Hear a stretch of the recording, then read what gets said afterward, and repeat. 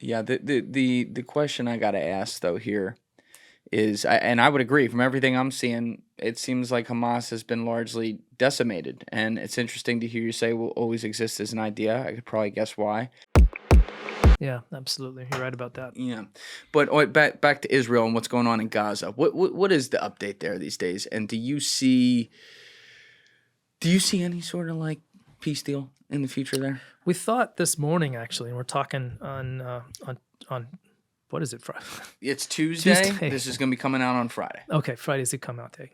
But yeah, there was this real a kind of a flurry of activity this morning that indicating that there may be a breakthrough, and we have certainly seen that Hamas has moderated its negotiating position, and it's gone off the kind of the position where it was saying that there won't be a deal, there won't be a ceasefire unless Israel agrees to completely vacate Gaza, and that's not going to happen, and they're acknowledging that now. So there is a window. People are starting to get a little bit more hopeful that there could be some movement just in the next few days.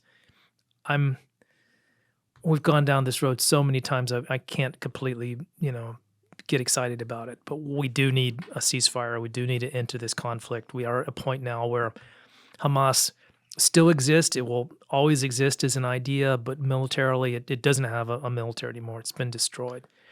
There's a moment where we can hopefully start to rebuild and give some kind of normal life to the millions of people who've had to suffer through this, and some of them are completely innocent.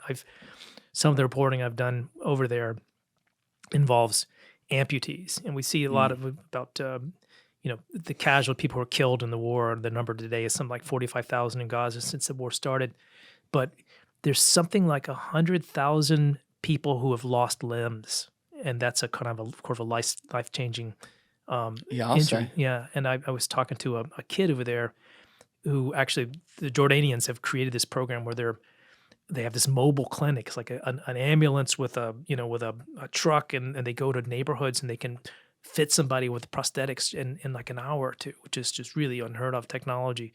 But to talk to a kid who was just 14-year-old who's out playing soccer with his friends, and it comes back to the house to get something to eat. A bomb falls in the apartment building.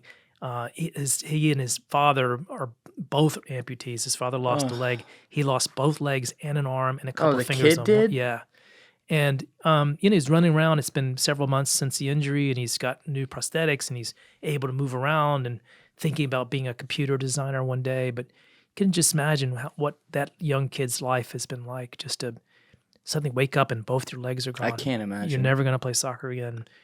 So it's so much is going to be of your life has changed because you don't have the limbs, and that story is just repeated in this case 100,000 times.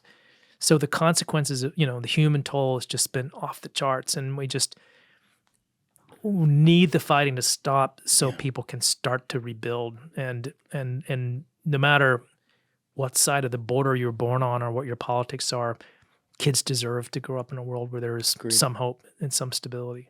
When's the last time you were there? This was in October, so it was my last trip. So Okay. I was supposed to go back again, but things kind of fell apart. But it's Where'd you go when you were there? Like, on this one, I was actually up on the Syrian border.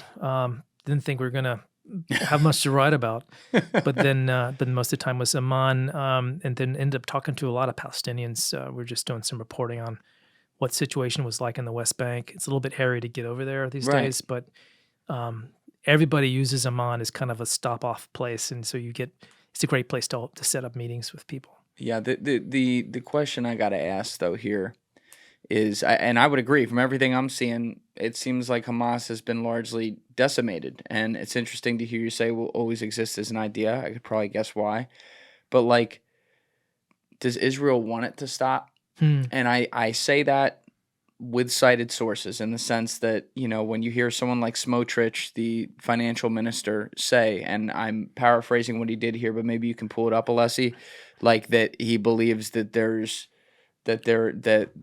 biblical land rights to Israel that goes into parts of Syria, Jordan, Saudi Arabia, and Egypt, and there might have been one other place in there too.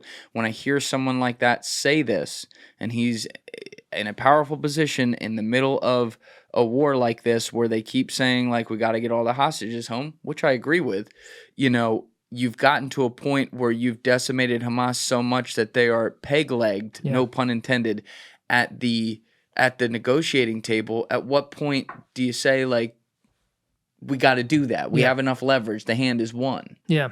And, the things that he says are so outrageous that's, it offends our ears. You can imagine how it lands with people in the Arab world who see this guy. I mean, he very much would like to annex the entire West Bank to make it part of Israel. And the only problem, there's 3 million Palestinians who live there, and that's their ancestral home. And they're not going to take very kindly to Israelis just kind of putting up the flag and moving in. Yeah. And so it's awful for for Israel with its relations with its neighbors, with its relations with the rest of the world, but it's also just it just continues to fuel the hatred. And statements like that just terrible. Terrible. And some of the interviews I had with Palestinians, the sort of a common theme was, some of the older guys, people, my age, who just, they just want to have a normal, quiet life. They want to enjoy their grandkids or whatever. But the entire youth population among Palestinians is just so beyond rage that just they don't feel like there's anything to live for.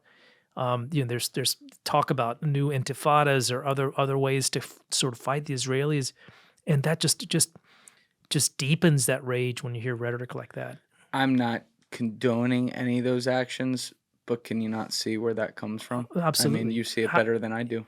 How would you be if that was your situation? And I think we don't, empathize nearly as much as we should. I mean, it's hard. Especially if we see people who look a little different from us, or their religion is different. We can create some sort of emotional separation between us and them.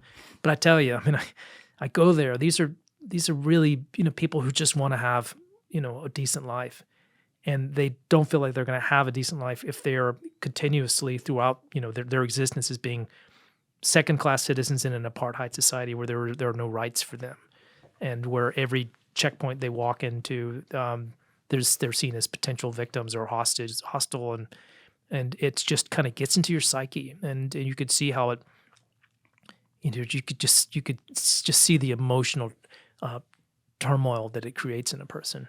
Do you think do you see evidence that there are people in the higher parts of Israel's government today who do genuinely want to see a two-state solution?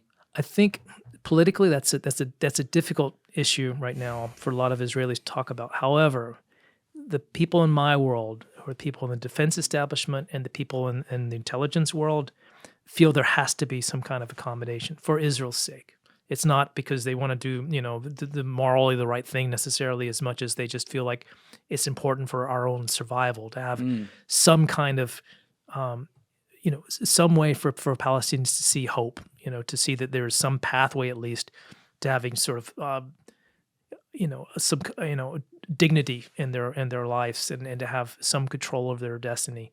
It's a problem for the Israelis because they feel like every time that we give an inch, every time we allow Gaza to be autonomous, for example, we've done that, and what did it get us? It's this massive terrorist attack. So people were afraid, but because if there is to be some kind of future grand bargain, which is not out of the question, that's like normalcy between the Israelis and the Saudis, and some military cooperation, all these things that people are talking about for the future, some kind of path to a Palestinian state has to be part of the conversation. Everybody, except for some of the real, hardliners in the Israeli community, feel that has to happen in some way. You have to find a way to accommodate those aspirations. I hope that wins out too, because I always say people are not their governments, and especially when certain hardliners can get in control of stuff, shit can go sideways. And watching the video, guys, if you haven't already subscribed, please smash that subscribe button and check out this clip's full podcast episode by clicking here or in the description below.